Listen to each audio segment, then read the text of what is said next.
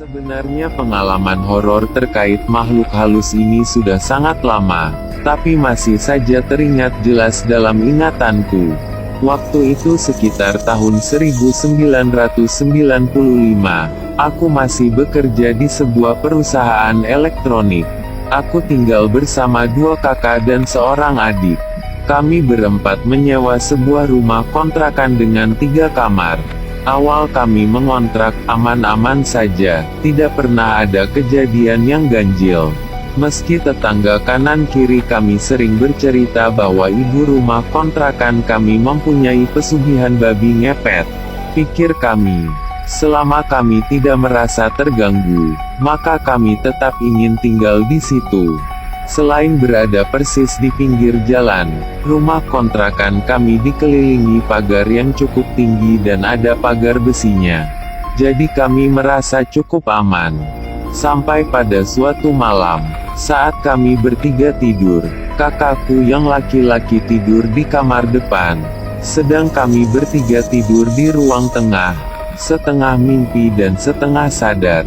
Aku merasa tiba-tiba ada makhluk halus wujud setengah badan berwarna hitam dengan wajah yang tak jelas.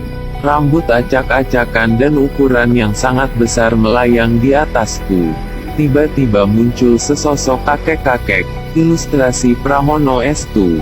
Aku berusaha berteriak memanggil kakak dan adikku yang berada di samping kanan kiriku. Tapi seluruh tubuhku seakan tak bisa digerakkan. Dan mulutku juga tidak bisa mengeluarkan suara. Aku sangat panik saat itu. Tiba-tiba dari pinggir tempat tidurku, tepatnya bagian kakiku, ada sesosok kakek-kakek berambut dan beralis putih. Dia meniup perutku, dan seketika itu aku bisa menggerakkan tubuhku. Untuk beberapa saat aku terjaga. Saat aku tahu pintu depan masih terbuka, aku sadar pasti kakakku yang laki-laki belum tidur. Segera ku hampiri dia dan ku ceritakan kejadian yang barusan kualami. Lalu dia berkata, bahwa beberapa saat tadi dia merasa ada angin yang aneh masuk ke rumah yang membuat dia terjaga. Percakapan kami hanya sampai di situ dan aku pun disuruh tidur kembali. Beberapa hari kemudian, kakak laki-lakiku mendapat info, bahwa kamar yang kutempati itu dulu pernah untuk mengubur janin yang keguguran milik ibu rumah kontrakan. Meski gitu, kami berempat tidak pindah rumah kontrakan. Mulai saat itu, setiap mau tidur, aku selalu berdoa.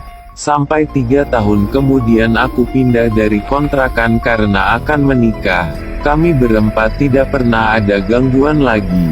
Itulah tadi pengalaman seram yang dialami seseorang. Nantikan kisah horor seram lainnya di channel ini. Sebenarnya